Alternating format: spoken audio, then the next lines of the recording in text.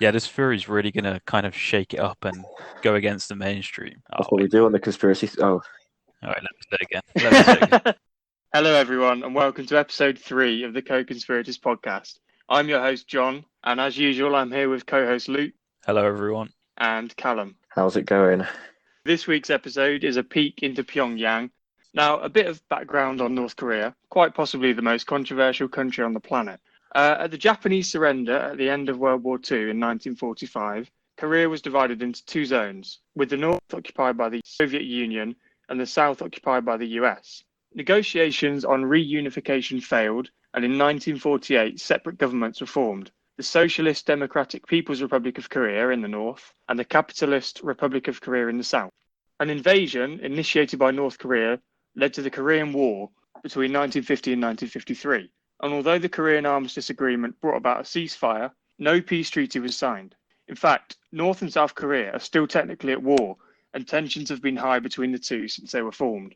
Negotiations on reunification failed, and in 1948, separate governments were formed: the Socialist Democratic People's Republic of Korea in the north and the Capitalist Republic of Korea in the south. An invasion initiated by North Korea led to the Korean War between 1950 and 1953, and although the Korean Armistice Agreement brought about a ceasefire, no official peace treaty was ever signed.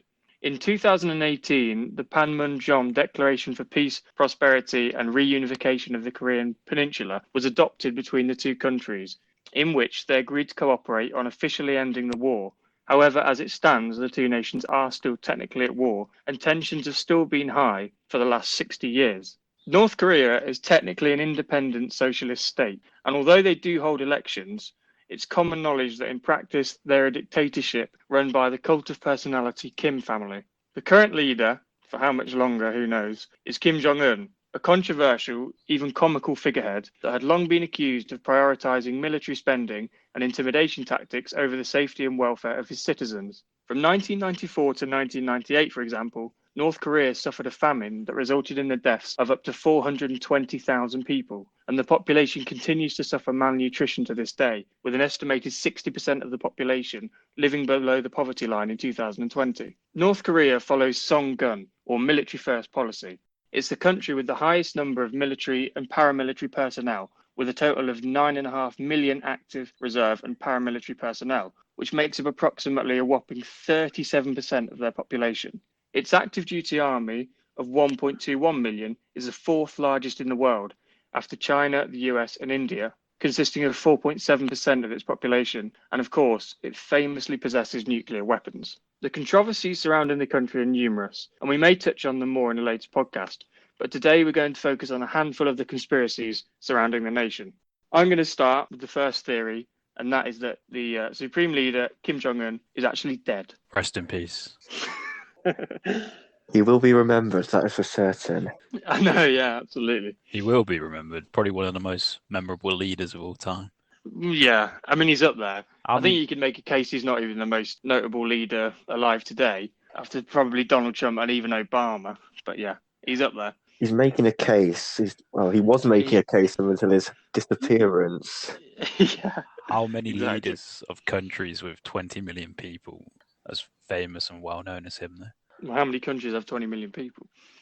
Oh, I don't mean exactly. I'm just talking relative to size. A relatively small country, despite their massive army, nuclear warheads, and... Did you say the military was 4.7%? No, it was more than that. It was 37% of the population are in some way active military. So that includes the reserves and the paramilitary. I.e., if they were to go to war, 37% of the population are like trained and could go. But the active duty army is, 4.7%. So they're the ones that are full-time army. Yeah, I mean, technically isn't Singapore and South Korea in the same boat? If the war were to kick out, I mean, all the guys have military service, so a hefty proportion of them would be ready as well. Yeah, I think national service is still... There's still quite a few countries who do national service. Heung-min Son always fit and ready for duty. Well, exactly, yeah. He's probably been given quite lots of leeway given his presence, international superstar footballer, but he's putting off his military duties. Now he's had an opportunity to do it given the recent coronavirus situation. Technically speaking, got pardoned, didn't he? Because they won the Asia Games. Oh yeah, I just don't remember that. Yeah, but I don't know if I'm how factually accurate it is. But I do remember seeing some reports that he's gone off to actually do his service now. Yeah, I think he Yeah, I has. heard because of coronavirus that he was going to get called up. It's probably for the best that he hasn't yet, because he's deadly enough on a normal football field, let alone the battlefield. Just Oh, has that Burnley defence. Exactly. and Running that, yeah. there is a conspiracy that I think 2 days after he entered his military service, the rumors started that Kim was dead. Oh, There you go then. He's done his job. like spicing up John's theory before it's even started. Yeah. Right. So yeah, I'll crack on with it. So the theory basically goes, as I'm sure a lot of you have heard, that Kim Jong Un has very recently passed away. Rumors have been circulating very recently that the supreme leader of North Korea, Kim Jong Un, has died. This would be especially shocking given he's only 36 years old. I think he looks older than that. I didn't realise he was that young until researching this. Yeah, I'd have said 40s. Yeah. I mean, he doesn't look that old, I guess. I don't know. I mean, he's got the body of a 27-year-old footballer. But... Yeah, exactly. He scored a hat trick, didn't he, in the last World Cup final? So yeah, on the 25th of April 2020, TMZ reported he died after failed heart surgery. Very trustworthy source. Oh, I know. Yeah. In For your fairness, they celebrity did. news. They were the first to report on Kobe, so I don't see why this wouldn't be truth as well. They've got very versatile sources though. If they got spies in North Korea and in LA. Who was the basketball player that was big mates with Kim Jong Un? Coming on to that, it's Dennis Rodman. All right. So then. yeah, good point. There's a link there between the two. I've never heard that story. Really? It sounds like Ramo, Paul Gascoigne on steroids, to be honest. Yeah.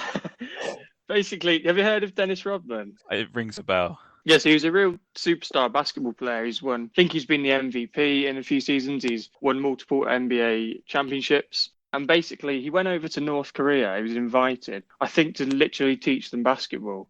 And then he became really good friends with Kim Jong Un. And they've been like almost inseparable ever since. He goes for holidays with Kim Jong Un. He always talks to Donald Trump and to America about how like much of a good guy he is. And is actually rumored to have been one of the keys behind Donald Trump meeting with Kim Jong Un. Marvelous It's weird. story. It's really weird. It is a crazy world we live in. What was that film called about? Was it The Interview or something? Yeah. Oh, the Seth Rogen. You know, with Seth Rogen. Yeah.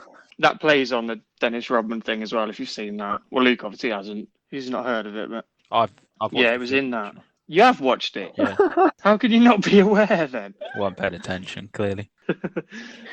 So, according to TMZ, China has allegedly sent a medical team to their communist neighbours this week to check in and advise on Kim Jong Un's health. The vice director of a Hong Kong news channel, who's also the niece of a Chinese foreign minister, reported Kim was dead. She put the report on a social media app called Weibo for her nearly 15 million followers to read, citing a very solid source about the claim that Kim had in fact perished. A Japanese magazine also reports he's in a vegetative state after heart surgery gone wrong. The outlet reports, citing a Chinese medical expert privy to the situation, that Kim had clutched his chest in early April and fallen down while visiting the countryside. He needed a stent procedure, but apparently it either wasn't done rapidly enough or it was botched by the surgeon, with some reports even saying the surgeon had shaky hands due to nerves. God, can you imagine having to perform don't- heart I mean, surgery on him? His life is literally on the line, knowing how they've treated some other dignitaries. Oh, 100%. Unless it works that he's now the new supreme leader. I don't really know. That's effectively a trial by combat. A very Yeah, one-sided exactly. one. So yeah, there are numerous signs that something is amiss. Kim's personal jet has sat on a runway for way longer than normal. His train remains at a station near a resort where he and his family typically stay, but there's been no recent sign of the dictator. In fact, Kim has not been seen at all publicly since the 11th of April. Close friend Dennis Rodman, who's already had a shout out, has said that even he doesn't know if there's any truth to the rumours, but is praying that they're exactly that, just rumours. Perhaps the most alarming thing about this is that Kim has regularly made unnecessary displays of strength and power, so logic would follow that he would look to quash any rumours of his demise quickly with a public appearance or a show of strength. However, over a week after the rumours first emerged, he is still yet to show his face, suggesting something could well be wrong. Officials in North Korea have also stopped attempting to silence any reports that leader Kim Jong Un is dead.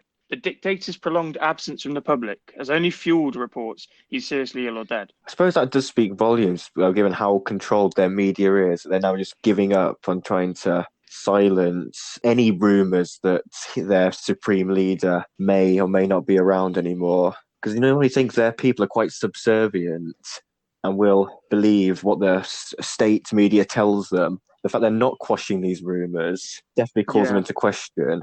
And the fact he isn't present does mean there's definitely something up, whether he's dead or just seriously ill. You'd expect something to be serious there. Yeah, I mean, if you flip it the other way, say any world leader, whether it was like Donald Trump, Boris Johnson, whoever, if there was serious rumors in newspapers and things like that they died, they would definitely quash that immediately. They wouldn't let those rumors go, especially with something like TMZ. That's huge in America. So for these just to be going unanswered and Kim hasn't made an appearance, okay, he's not normally the most present of people in the public eye, but certainly something like this, you'd expect him to come out straight away. I mean, I know it's a completely different state of media reporting, but with Boris Johnson, we were getting what felt like round-the-minute updates of his health, given his recent scare with the pandemic.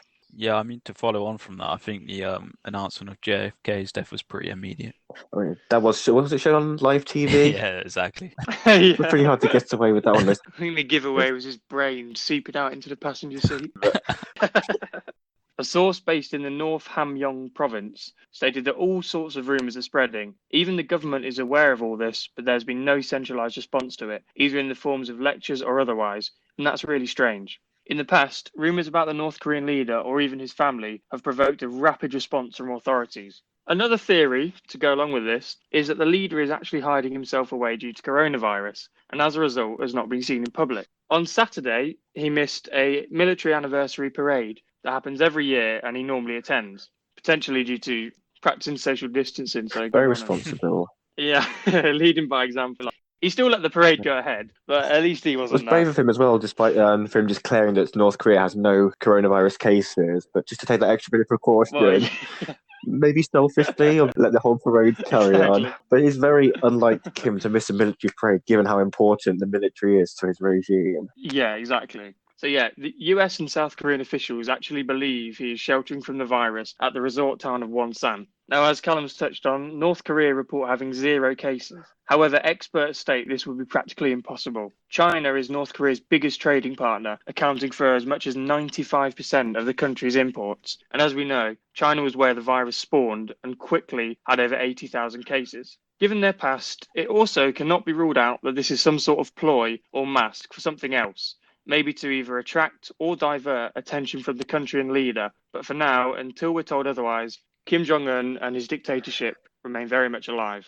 So, what do you reckon on that one then, guys? I don't know where to begin. It's one of those ones that just took everyone by complete surprise when the reports Yeah. first started emerging, especially how conflicted they were. So as the overall conspiracy theory is brilliant. I think how controversial, how much of a public figure Kim Jong Un is. And then how the plot thickens with Dennis Rodman, of all people, being one of his closest friends, not knowing what's going on. Slightly more compelling would be that satellite imagery showing that his train hasn't left this certain station, his private jet has been grounded, and he hasn't been present at military parades. So whether he's dead or is actually just suffering from coronavirus, that's open for interpretation, I think. So for my conspiracy theory score, I'm going to give this one an 8. Nice. And believability, I think 5. 5 account for both death and coronavirus as just being, he's got something wrong with him. So it's quite believable that there's definitely something up. Cool. Thanks for that, Callum. Just before Luke gives his, something that has just come into my mind now. I'm absolutely shocked that during my research, not once did I see a combination of the two. Not once did I see listed anywhere that Kim Jong Un may have died with coronavirus. It's either he's hiding from it or he's died. It seems like the death ones all circulate around failed heart surgery. I believe that's what putting him into the vegetative state. It's strange because he's not exactly a picture of health, despite his public shows of strength. No. He's very overweight, which is one of the big risks for the virus. So it's not beyond the realms of possibility, that's for sure. Also, I don't know how good healthcare is over there. I mean, you'd expect to be getting top of the top, but if it was still happening in North Korea, perhaps they really can't deal with coronavirus. And if he's got it, plus they had to organise for Chinese doctors to travel to aid in, I don't know, whatever procedure is going on. Yeah, I did say that apparently some have been sent over, some medical officials. I mean, you don't know how active of a role they're playing. And Luke, what are your thoughts on that one? Yeah, it's a really good conspiracy, especially linking it to coronavirus and just the figure Kim Jong Un is himself and dying years before you'd expect him to do. So I'm going to give it a 7 out of 10 for conspiracies. In terms of believability, like Callum said, Kim Jong Un isn't really a picture of health, so you wouldn't be too surprised if he had some kind of heart condition. And at the same time, we know that North Korean doctors left the American student Otto Warmbier in a vegetative state after supposedly nothing going wrong there. So same could have happened to Oh, Kim. yeah. So I'm going to give it a pretty solid score for believability. I think a 5 out of 10. I guess time will tell. We'll be finding out whether he's alive or he's dead. Yeah, I suspect so. I don't know whether he'll make an Yeah. appearance or. I feel like if he had died, then they probably would keep it hushed up for a bit. There's only so long you can. There's also been pretend. reports emerging that I think it's his sister is being either groomed for leadership or Yeah. seriously touted to be the next. I mean, I don't know how much weight there is to that, given we don't know exactly what's going on with Kim. Well, I heard that actually, that I came across that in my research as well, that apparently about 6 weeks ago, she had a promotion into one of the most senior roles in the government. So again, if you want to put two and two together, maybe Kim died a while back. She was promoted to make her further promotion to Supreme Leader seem a bit more gradual. If he was Who knows? Maybe they knew something was wrong. dead, how long do you think they could cover it up for? Because obviously we know in the UK Prince Philip's death's been covered up for years, so I know, yeah. I mean, it's one thing when you're getting dying and being reincarnated as a deadly virus. I'm not sure Kim had any plans for the afterlife that drastic, maybe to be reincarnated as nuclear warheads. I think Kim's been reincarnated as a vaccine. That was the yin and yang, Prince Philip and Kim Jong Un. Although, has he had that moral of a life to be worthy of becoming the vaccine to the virus? I mean, it's not much of a life, is it? Being put in test tubes injected into people's veins. Doing the world a service, though, and also allowing them to be microchipped and tracked by Bill Gates. Exactly, yeah. I think in terms of the conspiracy overall, such a controversial and high-profile figure and leader in Kim Jong Un being dead, I think is a great conspiracy theory, and especially when it's backed by some, I wouldn't say reliable, but certainly notorious sites such as TMZ. I'm going to give it an 8 for the conspiracy.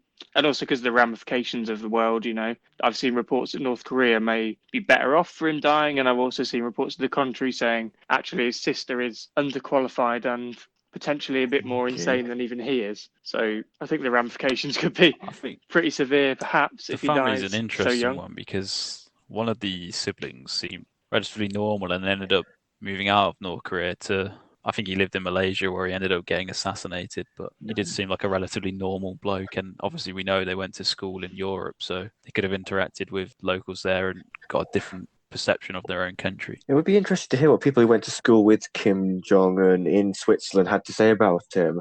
It'd also be really interesting for him to find out their views of his country, right? Yeah, I'm not sure how well he would take it, because imagine Switzerland would be quite critical given they're a Western country that's been exposed to all the Western media and how it's been portrayed. I think I have seen a while ago, I may have made this up, but I swear I saw that he studied or spent some time in London as well as a kid or as a teenager. But yeah, I think the report said he seemed pretty all right. I think he seemed quiet was the main thing, which for somebody of his supposed wealth and stature, maybe I suppose then again, maybe not don't speak the language very well. Foreign kid in London would be turning his world upside down. So there are lots to take in. So you can't really blame him for not being all bombastic and like, oh, I'm going to fire my nukes now. Like the thing he's caricatured into. Yeah, I agree. Just quickly on the believability of that theory, whether Kim Jong Un's actually dead. It's come from TMZ, so I think that knocks it down a couple of points anyway. But yeah, I think I'll follow suit and go for about 5. Right, thanks for that, guys. So I'm going to hand over now to Luke for our second conspiracy, and he's going to tell us about why perhaps North Korea aren't actually that bad after all. Thanks a lot, John. Yeah, this conspiracy is really going to shake it up and go against the grain. Exactly what you've been used to from the Co-Conspirators podcast. Exactly. And this theory is, as John mentioned, that North Korea actually isn't that bad. Now, North Korea we don't know much about, and I feel like anything that's said about North Korea, people will believe. Quick look at a YouTube video about things that North Korean people believe about their supreme leader. Supposedly, they believe that the supreme leaders don't need to wee or poo. I did not know that It just seems totally made up. But I don't know, maybe the North Korean people really do believe that. So to actually properly understand North Korea as it is today, we need to appreciate its origins. John's already touched slightly on the history, but I'm going to delve into it a bit more. So from 1392 to 1897, Korea was in the Joseon period. This was a relatively peaceful 500 years where Korean culture flourished and modern culture, language, and ideas were formed. And during this time, there was no North-South split like we know today. Actually, ironically, quite like we call North Korea today, Korea was considered a hermit country with little interaction and influence from the outside world. However, by the late 19th century, their neighbors Japan were looking to expand rapidly, and after signing the Anglo-Japanese Treaty, where they essentially got the permission of the British Empire, they annexed Korea in 1910. Peace in Korea quickly came to an end, as Japan weren't particularly the most pleasant during colonization and tried to force their ideas and ways onto the Korean people. During this time, the Korean people rebelled and the Korean Communist Party was secretly set up. And ironically, the Korean Communist Party was set up in what is now modern-day South Korea. This party was set up by Korean elites and scholars, and they rebelled against the ban on communism. As John mentioned, in 1945, after Japan lost the war, Korea was divided by the Soviets and the USA. The Communist Party in the South became the Workers' Party of South Korea. And this Workers' Party that followed many communist ideas boasted 360,000 members before being shut down by the US. Given it's got this many members, you can kind of suggest that the ideology of Korea as a whole kind of lined with what North Korea is today in the communist sense.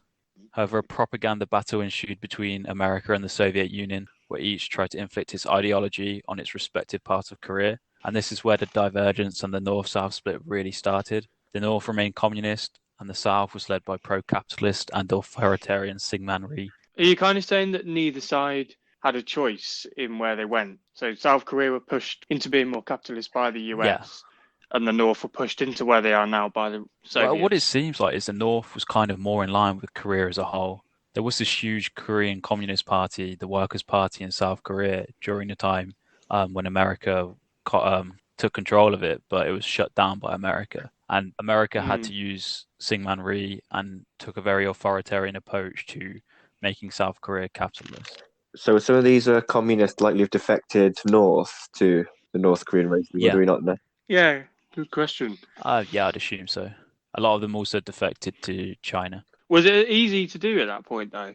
Could you just move from one to the other? Because they were split, obviously. I'm not too sure, to be honest. Or was there not the same kind of stigma around it now? Because you can't do it anymore. Yeah, obviously you can't do it anymore, but I'm not too sure what it was like. I don't think it's going to be as bad as, say, a Berlin Wall situation. But we know how vehemently anti-communist America was, especially during the 50s through, probably even still now, but not to so much the same extent. But that was their heyday of being very anti-communism and stepping in wherever they saw communism to enact their capitalistic approach. Some would argue for better, some would argue for worse. And then obviously the Korean War happened, which was a stalemate. The Soviet Union actually offered little to no help to North Korea, and they relied upon under-equipped Chinese soldiers to defend them. To say North Korea was destroyed in the Korean War would be a total understatement. Almost all the factories were destroyed and countless houses, meaning the nation really had to be built from the ground up. Despite being at a clear disadvantage, at first, growth in both countries followed a similar path economically, but eventually South Korea's export-led growth policy bore out. What sort of things would South Korea export, off the top of your head, you know? Electronics, what are you on about? Obviously, back they in saw the day? rapid technological innovation. I think there was a lot of steel in South Korea. Oh, right, yeah. Because they've really become sort of a technological hub at the moment, already through all this fast growth. But this isn't really an economics podcast. Let's get back to the conspiracies. Talk about the export policies of Asian countries all day, Callum, couldn't we? Absolutely. I'm sure the listeners would want that as well. So on the contrary, North Korea was hit by massive trade sanctions from the US and the Western world and relied on exports to the Soviet bloc. And North Korea, actually, as mentioned, they were doing pretty well economically. They grew massively. But when the Soviet bloc collapsed, the Eastern bloc collapsed, North Korea no longer had these countries to export to. And this is kind of what led to the famine, which John mentioned earlier.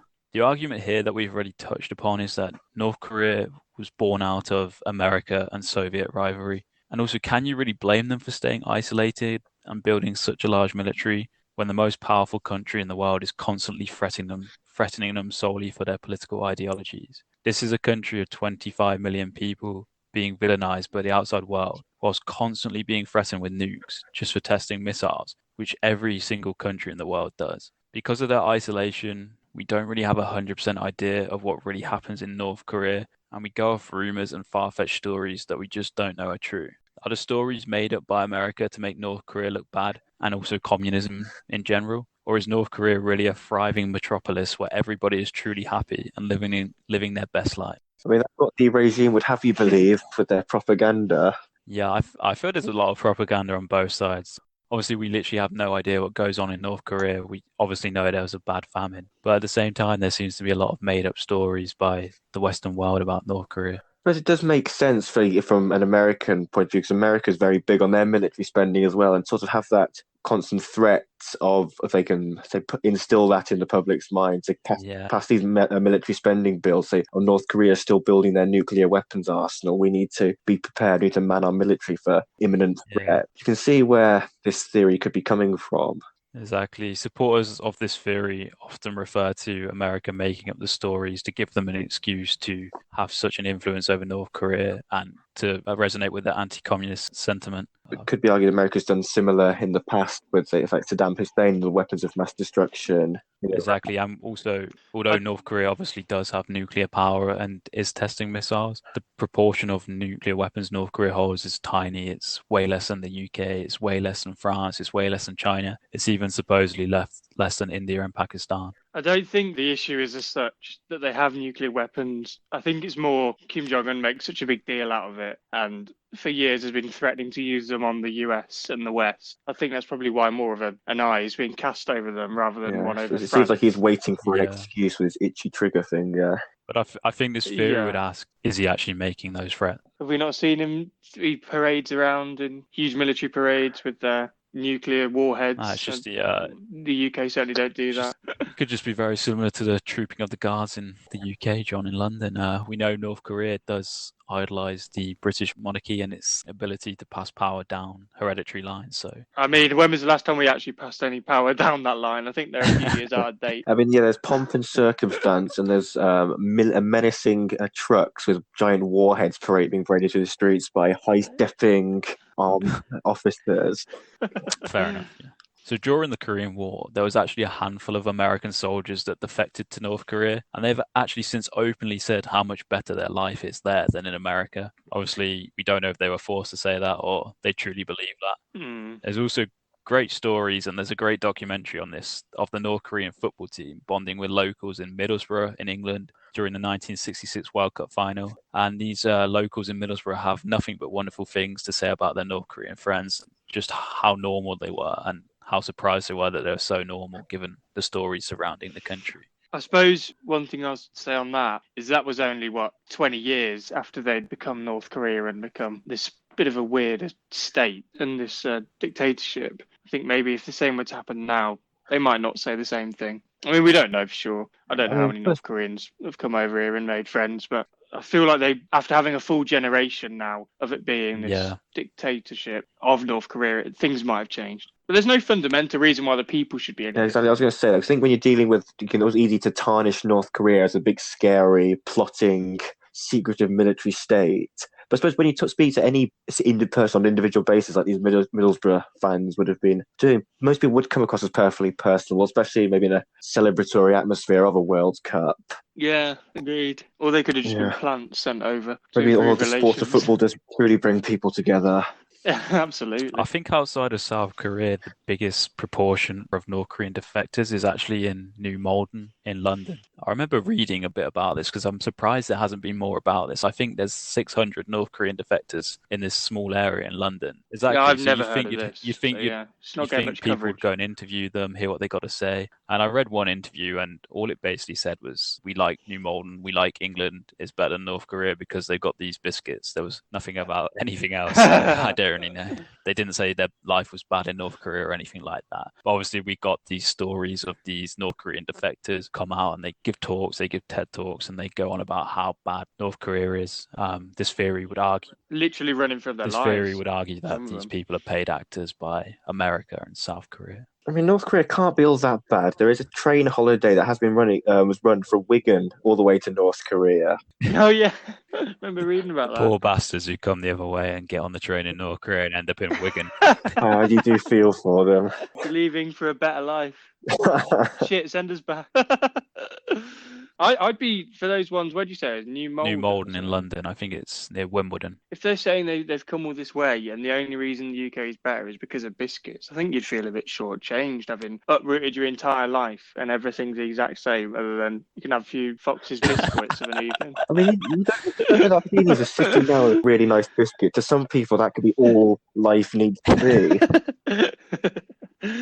You're easily pleased, bless them. So if North Korea were allowed to operate freely without getting slapped with massive trade sanctions by the US and the Western world and totally villainized by the Western world, despite us not truly knowing what's going on there, would they be okay? Would they be calm? I think what I have to ask you guys, do you think that America would ever let North Korea survive? To me, it really seems that despite what might go on in North Korea, America wants North Korea to fail. Pre-Donald Trump, who's kind of over there. It's always, I was going to say, it does fall down, but it has always seemed to me for a long time that America wants North Korea to fail.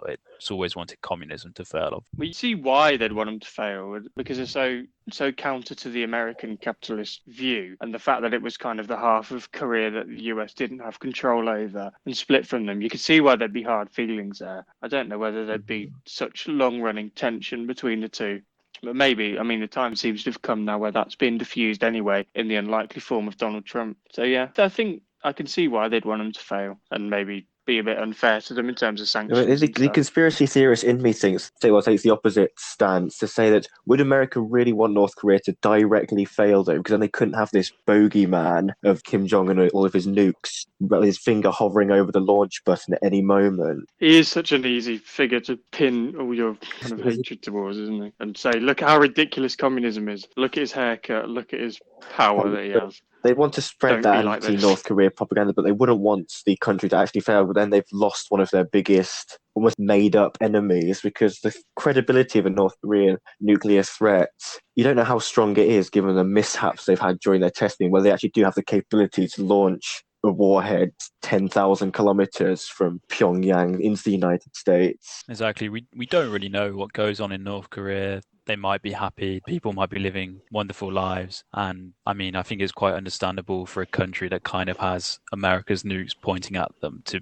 build up a military and build up their own nuclear arsenal. So I don't think we should villainize them as much as we do for that. As for the horrible events that supposedly go on, if that's true, obviously we should villainize them. But you would love to see proof of this, but obviously due to North Koreans' nature, it's hard to see proof. The argument is the reason that we don't see proof is because they don't want to open up because of how villainized they are by the world. But they have tried to open up to the world. Kim Jong Un went to school in Switzerland. South Korea, during its sunshine policy years in the late 90s, early 2000s, held talks with North Korea about opening up, and North Korea were very responsive to this, and Kim Dae-jung, the South Korean president, ended up winning the Nobel Peace Prize for this. During this period, I think was the period where North Korea allowed relatives who had been split by the North-South divide to finally see each other again. We had the supposed end of the Korean War in 2018 with the Panmunjom Declaration, and obviously we all know about Kim and Donald Trump in the recent years. I think in terms of them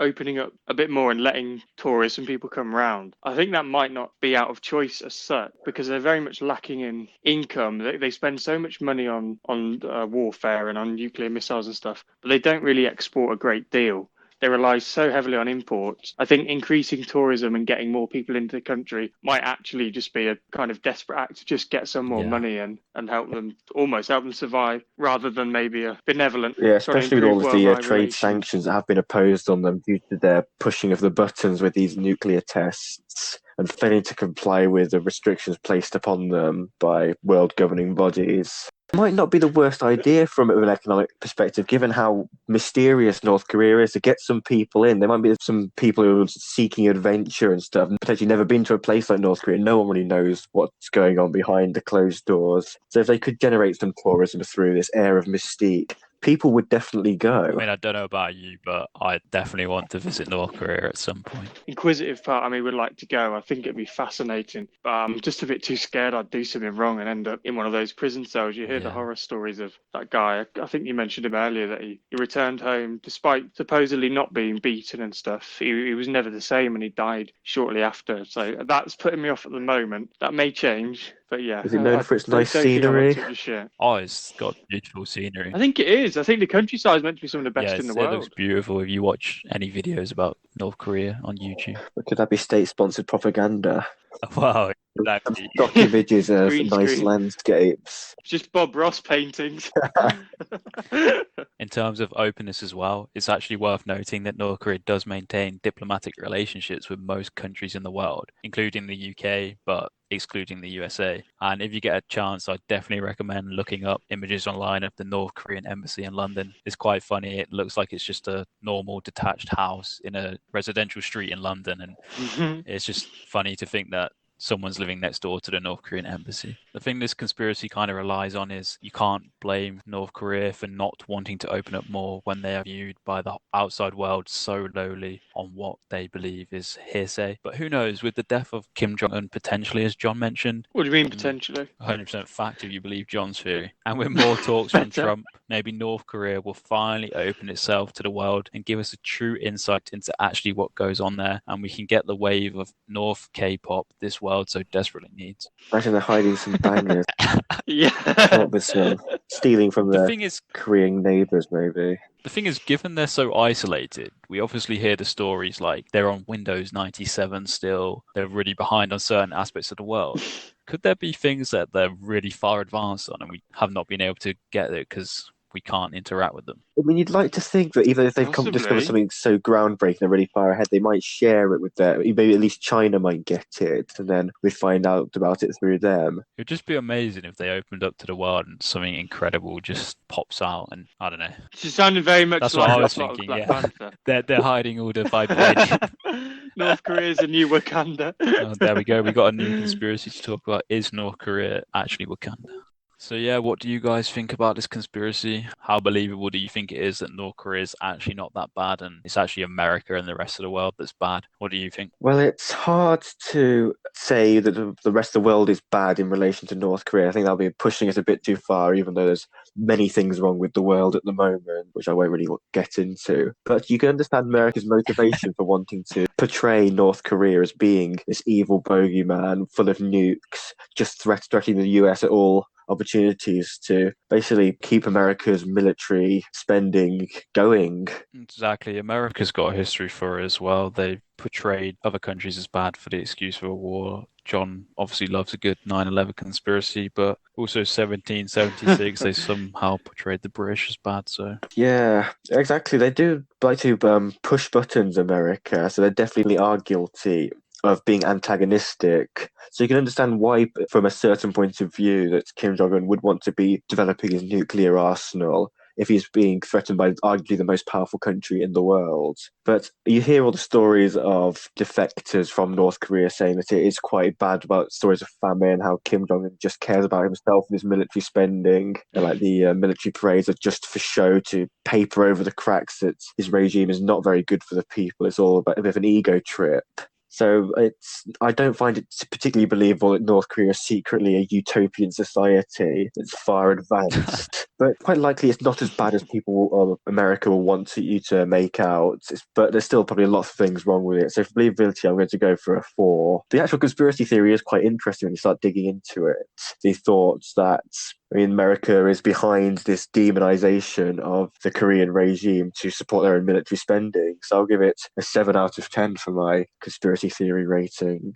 nice, Callum. What about you, Jono? Yeah, I quite like it. It's quite a controversial one, which is strange because, in essence, being controversial is believing none of the controversial things said about the country. But yeah, like I said, I like it as a theory. I think overall, potentially it's got legs. I think certainly in some aspects, particularly from US sanctions, maybe they've been a bit harsh intentionally to kind of quash the idea of anti-capitalism and things like that. So yeah, I think in terms of the conspiracy, I'll give it a 7.5. In terms of believability, I think it's difficult because I think on the one hand, like I've touched on, I do believe that they've been possibly misrepresented in places and treated a bit harsh, but also they really don't help themselves. You know, when there's reports of poverty being sky high, I know you could say that was made up by the US, but when you've got a leader who is so antagonistic and quite clearly spends a hell of a lot of money on military equipment just by the sheer scale of the parades that they have in a country that clearly doesn't have a great deal of income, I think the priorities are a bit off there. So in terms of believability, I'll go for a Yeah, I suppose, Five. Yeah, just to add I suppose you could argue they're Just- both living in each other's heads rent-free. to But yeah, carry on. just to add my own scores to this, although this is a conspiracy theory that's out there, it's worth noting that when I was at college in the United States, I actually took a class on North Korean politics. And this was actually the view that was kind of taught to us by our South Korean professor, which is surprising, kind of blaming America for the split in Korea and North being as it is today. So I find that quite interesting. And I think the whole concept that North Korea is actually good and America's bad is an interesting one because I mean, America's obviously made some questionable choices, but the way we view North Korea and the way it's told to us, I mean, we just think North Korea is this horrendous country, and it probably is. So I'm going to give it quite a low score on believability. I'm going to give it a 3 out of 10 because, I mean, I don't think they're opened up for a reason. I think they keep very secretive for a reason. So, yeah. But as a conspiracy, it's a really interesting one, and I'd love to delve deeper into it, and I'm going to give it a 7. Yeah, I suppose it's an easy target, but for a reason. It's like our antagonistic sides to other countries Exactly. persisting with their nuclear weapons testing despite being told numerous times by many different countries, I need to stop this or we'll be imposing more and more sanctions, but they keep doubling down on their efforts. Kim really wants his nukes, which shows I'll be talking about in my theory. Yeah, Callum, let's hear yours, boy.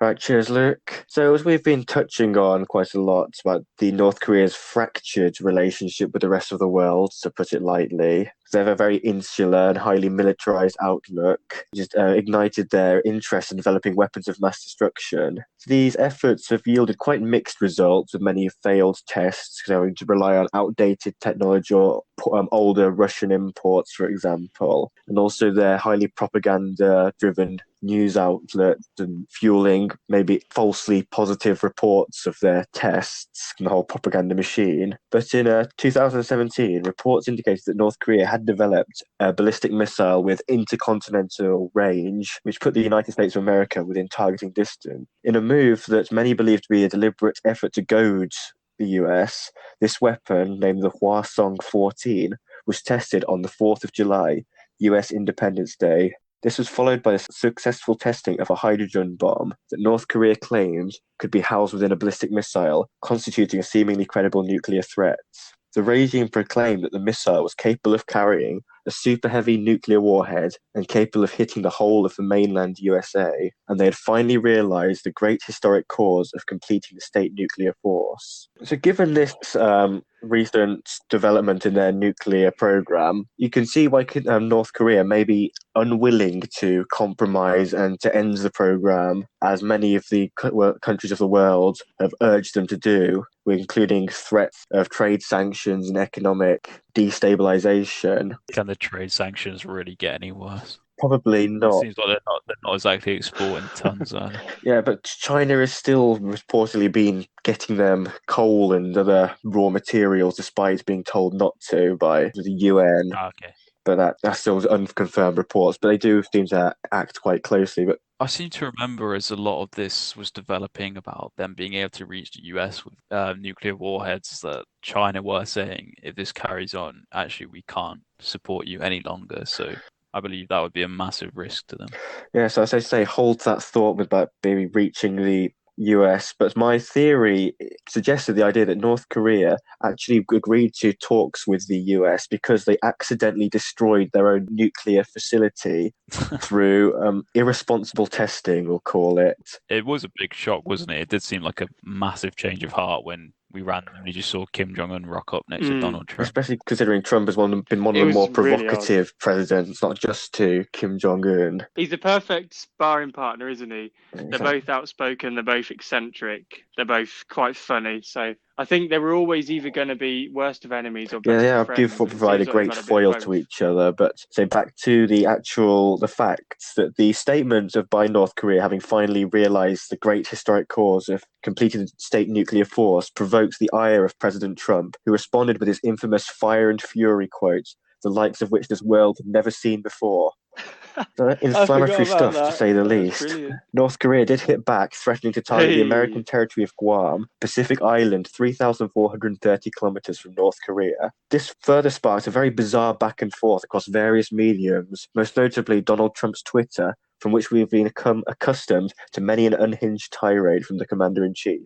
Despite trading insults like Trump referring to Kim Jong Un as Rocket Man, the pair somehow managed to agree to a summit in Singapore scheduled for June 2018. This was a historic step towards potentially denuclearizing the Korean regime, something that Pyongyang had been very resistant to in the past. As predicted, or suggested, many countries, many dignitaries did not believe that this meeting was capable of going ahead, nor would it produce any tangible results. These were given weight since further insults were exchanged following reports that American military was performing joint exercises with their South Korean counterparts, along with the perceived threat of denuclearization. In a move that seemed inevitable, Trump issued a statement cancelling the summit 2 weeks before it was due to take place, citing tremendous anger and open hostility. One of the most notable insults was a Korean minister calling the Vice President Mike Pence something along the lines of a stupid idiot.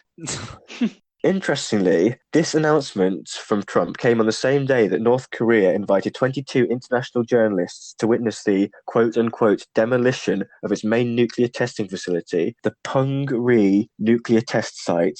So remember that name because I will be referring to it later. With these summits appearing to have been cancelled, it was very interesting when White House Press Secretary Sarah Huckabee Sanders appeared to uncancel the event, saying that the United States continued to actively prepare for President Trump's expected summit with leader Kim in Singapore. Reports were emerging that Kim was unwilling to surrender his nuclear arsenal, but was rumoured to be open to allowing a Western burger chain to start a franchise in the country. This appeared to be consistent with Trump's wishes, who said that North Korean nuclear negotiators should be eating a hamburger on a conference table, and we should make better deals with China and others and forget the state dinners. Trump's main It policy seemed that was way. to I'm get not sure if that's a Matthews ploy to to North maybe Korea. increase the amicability.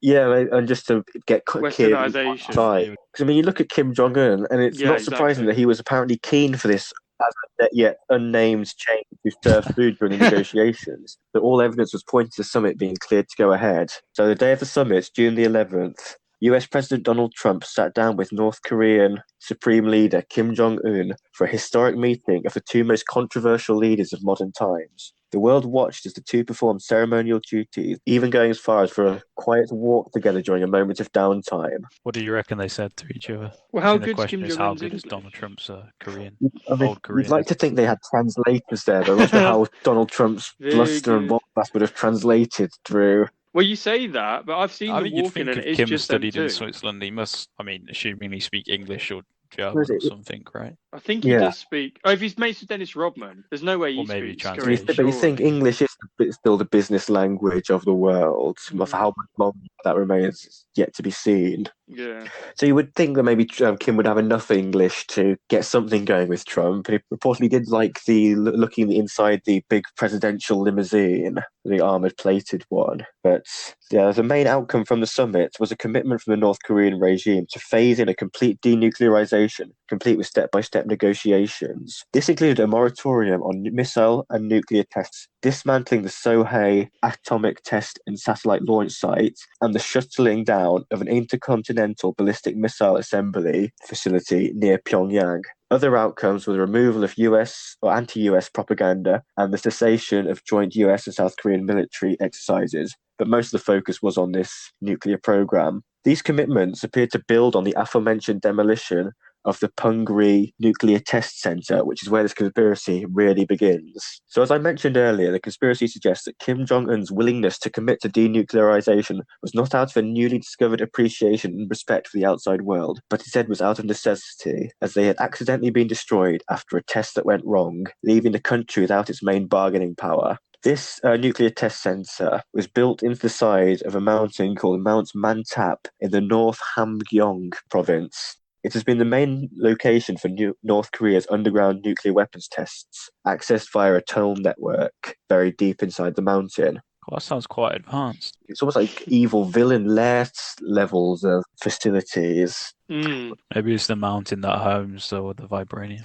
If you were to believe that, but the mountain is host to basically a network of tunnels and underground silos where they have carried out 6 suspected nuclear weapons tests, most recently on the 3rd of September 2017, which is the incident most central to this theory. This test, reportedly for a hydrogen bomb with a 100 kiloton blast radius, 10 times larger than that of the bomb dropped on Nagasaki at the end of World War II, triggered an earthquake that registered a 6.3 on the Richter scale. Damn, that's quite a big earth. Yeah, that's huge. Definitely caused many registers to be going off the scale, and this caught the eyes of geophysicists who were able to use satellite radar imaging and wave measurement techniques in order to calculate the depth and strength of the explosion. Their technology tracks deformities in the Earth's terrain, and they were able to pinpoint the blast to an underground chamber 450 meters below Mount Mantap's peak. Satellite imagery revealed the true extent of this blast, which caused part of the mountain's peak to shift by 0.5 meters and the whole mountain to move south by a distance of 3.5 meters. It's pretty incredible. Yeah, it's incredible technology. They can pinpoint it so precisely. Yeah. And also observed an 85-acre area on the peak of the mountain that visibly subsided during the explosion, an indication of both the size of the blast and also, more importantly perhaps, the weakness of the mountain. 8 minutes after this initial blast, a second smaller earthquake was detected that appeared to stem from natural causes. This aftershock occurred 700 meters south of the nuclear detonation, which experts suggest had triggered the collapse of the tunnel system within the mountain. Adding further weight to this theory were the subsequent reports of further earthquakes that had been recorded several days after the first detonation. Initial thoughts pointed to another test blast, but geophysical analysis indicated that the tremors were natural. These reports were picked up by major news outlets like Fox News and the Washington Post. Fox News, very accurate, to be fair. Depends on what side of the political fence you're on for that one, but they're big fans of communism.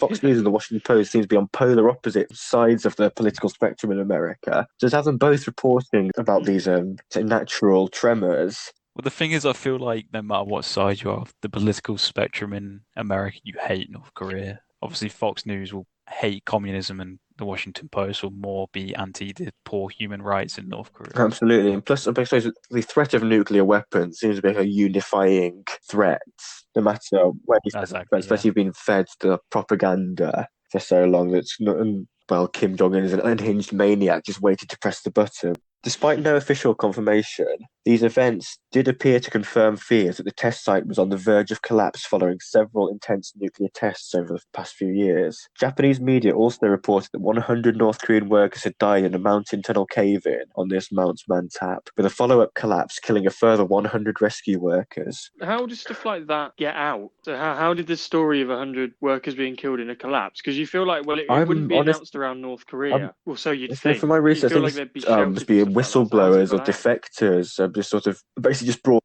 to light, potentially spies. I've talked about, say, satellite imaging and stuff. Obviously, that can't pick up 100 people going into these tunnels to try and retrieve a further 100 who have perished. I think given the amount of espionage that took place in the 20th century, and especially the two world wars, you would not be surprised if espionage was at such an advanced stage now that there could be spies all over North Korea. Oh, I'm sure there is. I'm sure there's spies. Yeah, but these reports have never been officially confirmed, but many experts do seem to highlight the fact that the mountain may be suffering from a syndrome called Tide Mountain Syndrome that's caused by repeated nuclear blasts, which can fracture underlying rock structures. Of all the things that I thought would not have a name, that would probably be one of the... I was going to say, very specific. It's been reported at test sites in both Russia and America, which have all exhibited similar, say, symptoms of weakened rock structures, increasing their permeability and heightening the risk of radioactive contamination of the surrounding environments.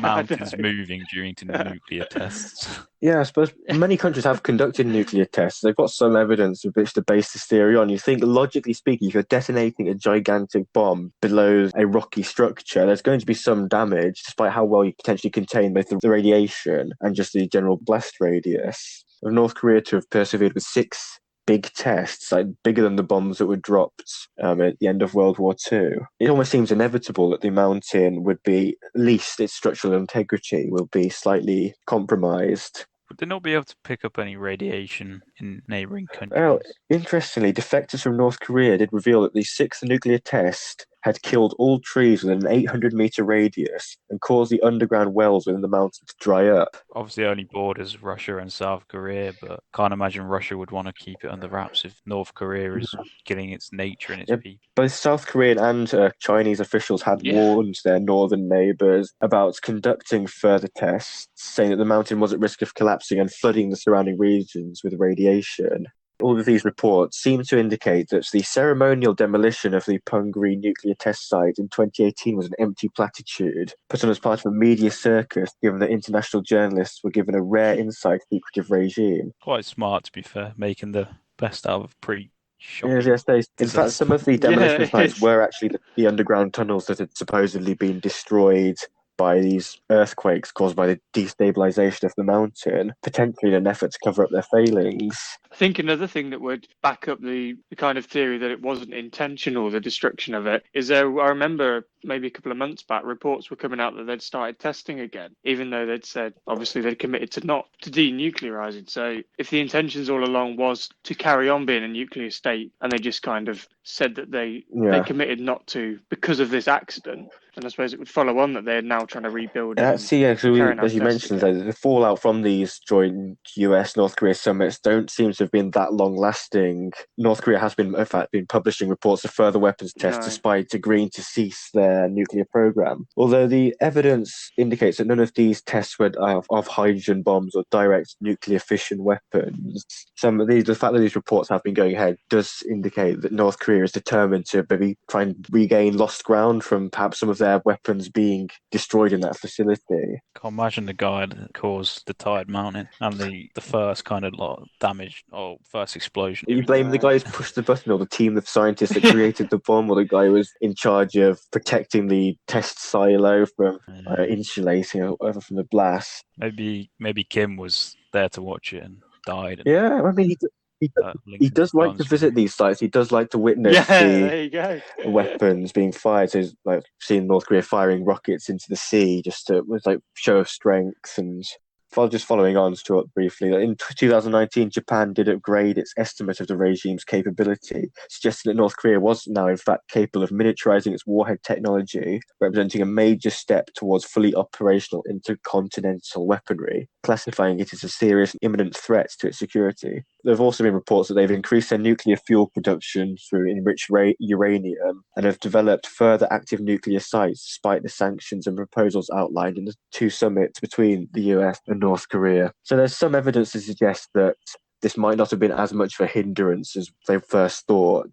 But yeah, what do you guys think? How much weight do you think there is to this theory that North Korea accidentally destroyed its nuclear weapons program? That's why they were effectively bowing the knee to the US, given that they've had a lot more, they gave away a lot more compared to the United States following their summit. Yeah, I like it, Callum. I think it's a really good theory. I think it was such a strange U-turn from Kim Jong Un to go from kind of at loggerheads with Donald Trump to then seeming all pally. I know part of the theory is basically that they pretended to denuclearize voluntarily. I still think even that would be a bit of a bitter pill to swallow. It's almost less humiliating to say you've accidentally destroyed a portion of them than to say, oh, okay, actually we won't. We'll denuclearize. We'll stop all our testing. We'll bow to America, kind of thing. So I wonder whether keeping quiet just wasn't an option, full stop. They may have been more inclined to just come clean about it and say, yeah, we've destroyed some of them, but we're going to rebuild them and be back to where we were, rather than destroy them accidentally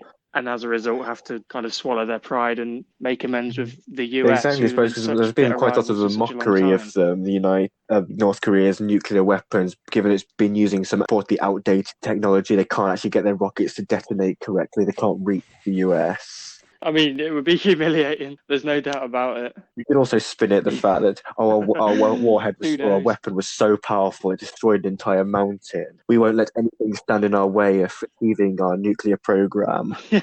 Even we won't even let ourselves stand in our own way. Just as like Waterloo's in Monster Inc. says, I will kidnap 1,000 children before I let this company die. Yes, it's the old adage of are you strong or are you weak? Very good if you point. poke yourself in the arm and it hurts. So yeah, for the overall conspiracy, I only give it a 7 out of 10. Yeah, I really liked it. In terms of believability, I think I'll go for a 4. As much as it did seem strange, a change of heart, I feel like the reports may never have come out that they blew up their own test sites, because anyone who witnessed it was dead anyway. And yeah, it just seems odd. But I mean, there is evidence to suggest that it did happen with the kind of earthquakes and the And you, Luke, but what do you think? Yeah, I really like it as a conspiracy. It's really interesting and really fascinating to learn about this tired mountain syndrome. You truly do learn something new every day. Yeah, it's just the fact they've actually had some research, given it a name, and observed similar facilities in other mountain bases for nuclear testing, which is very villainous. Does tie in really well with North Korea, this whole conspiracy, and it's interesting. So I'm going to give it a 7 out of 10 as a conspiracy. In terms of believability, like John, I'm kind of erring on the side of caution. It does seem like there was such a rapid change of heart, but to me still it seems unlikely that they wouldn't just try and cover this up, like they try and cover up everything else, because I mean it's however long later and we still don't know that this actually happened, that they blew up the thing. So they could have just carried on like normal, pretending they still had nuclear weapons. And personally, I believe the change of heart was just Kim's response to finally being made welcome to the world. And obviously, as I mentioned, North Korea is not a bad place. It's actually a wonderful. Well, he might have. He's not Sadly, I very haven't got a leader at responsive. the I think we'll say that. No, I'm just kidding, but I prefer the thought that they'd have just covered it up and carried on. So I'm going to give it a 3.5. That makes a lot of sense. I suppose with the cover-up angle, I suppose you could argue that this inviting journalists to see a very public demolition of their number one nuclear testing facility, blowing up the same tunnels that had already collapsed, feels like a public display of like, well, not defiance, but look, just we are very publicly, definitely destroying our only nuclear testing facility. It's not already completely out of commission due to tired mountain syndrome. But yeah, I do think it was a really interesting theory to research, given how bizarre the chain of events were leading up to and following on from this, given the tirade of abuse both North Korea and US governments were firing at each other. It was very, very inflammatory. And then for it all to end seemingly happily ever after, with them both meeting up, maybe getting on, maybe both just misunderstood individuals. They found pair of kindred spirits. So I'm going to give my own theory an 8. Very modest. And for believability, given there's so many of the reports that are corroborating this series of events are unconfirmed, they may be from whistleblowers, espionage, it's hard to be fully sure that all these 200 workers were supposedly killed in a mountain collapse of the tunnels, which was why North Korea decided to secede to the US, not just out of a bit of a smart diplomatic move, just to maybe gain some favor with the rest of the world that has been demonizing them so heavily. So I'm inclined to agree with you guys and say that the believability for me is around a 4. But yeah, I think we're back over to John now for his take on the popular game Conspiracy. Yeah, thanks for that, Callum. It's that time of the week again. For those of you who are new to the podcast, basically what happens now is I read out 3 different conspiracy theories. 2 of them are real conspiracy theories that I found on the internet. So someone somewhere, at least one person, believes it or has come up with it. And then one of them is a conspiracy theory that I've made up myself. The other 2 have to guess which ones are true and which one is the one made up by me. Okay, so without further ado, theory number 1. A South Korean film director called the North Korean film industry useless. So Kim Jong Un kidnapped him and forced him to make films for North Korea instead. We'll discuss it at the end. Number 2. Kim Jong Un is actually a clone of Chairman Mao, and the Chinese government implemented him as a leader of North Korea. And number 3. North Korea funds its nuclear weapons program by using counterfeit dollars that are even still in circulation in the USA today. But straight into that, a clone of Chairman Mao. We were discussing earlier how North Korea may be so far ahead on certain technologies, given that we don't know very much about the country, that cloning could be within the realms of possibility. They may have unlocked the means to achieving a direct human clone that survived. Well, if they survived, maybe might have met a bit of an unpleasant end, if current news reports are to be believed. That is very interesting that Chairman Mao could be, if some people think that Chairman Mao has actually been cloned and instilled as a leader of North Korea. As for the other 2, exactly. I think the final one, I think I've definitely heard that before. There is some dodgy business going on with US counterfeit money within North Korea. And the first one, was it a South Korean film director has been kidnapped to make films for North Korea? Yeah, so he was a famous South Korean film director, and he very publicly criticized the North Korean film industry. So Kim Jong Il Right. So kidnapped him and forced him to make how films for public really North was Korea this instead. was his disappearance reported within South Korea? Do we know? Was it made quite a big deal if he's gone missing? Yeah, Wow. he's reported dead. Oh, blimey. Yeah, so it was publicly reported in South Korea. He was actually reported as missing and dead. So And in this the was in the aftermath late of his 70s. death, were many films being released in North Korea that shared many of his hallmarks, like his lighting and camera angles that he was a pioneer of? Do we know? Wow. Sorry, I do I not think know I've the got. answer to that one. There we go. I think I may have made my mind up here, but I'll let Luke give his input, see if he might change mine. Yeah, so going on the first one, I remember the story of North Korea kidnapping Japanese citizens and using them as translators. So, I mean, it's not exactly identical, but it wouldn't surprise me if they kidnapped a South Korean film director because they were missing a good film director. So that one does seem quite believable. Mao Zedong clone. No matter how unlikely it seems, we have to remember that only one person needs to have come up with this, and this definitely seems like a conspiracy that Exactly. will be out there. That's what I was They're thinking. Yes, this two has made people things who, a Yeah, bit more you're not complicated now. guessing You're like, whether it's true or not. who's actually come up with it? That yeah, is a good point. That is a good point. there's quite a lot of parallels between the two, so wouldn't be surprised if someone were to think like this. I mean, Tiananmen Square, where you see the infamous picture of Mao and where Mao's dead body is left, seems quite similar to one of the squares in North Korea that you quite often see pictures of, with the huge picture of the Kim family. In terms of the counterfeit dollars one, even though Callum said he's heard this one for me seems a bit ridiculous. It just that. Did you say it was Yeah, so they they're were using basically US paying for their dollars? nuclear weapons using fake US dollars because they can't afford them really. I just it just seems counterintuitive to me that they'd use US dollars. I mean, I know in China there's a huge problem with counterfeit currency. So it wouldn't surprise me if there's a similar issue in North Korea. But personally, again, it's this whole conspiracy thing and not Yeah. whether I believe it, but I think the fake one is the counterfeit one. Well, I'm going to go against Luke there. I'm going to say that Chairman Mao being a clone is the fake conspiracy that John's made up. Okay, regardless of the fact that one of you has got it right, this is a win for conspiracy because it's the first time conspiracy has fooled someone. Okay. The person who's guessed correctly is Callum. The Chairman Mao one is the one I made up. Ah, man.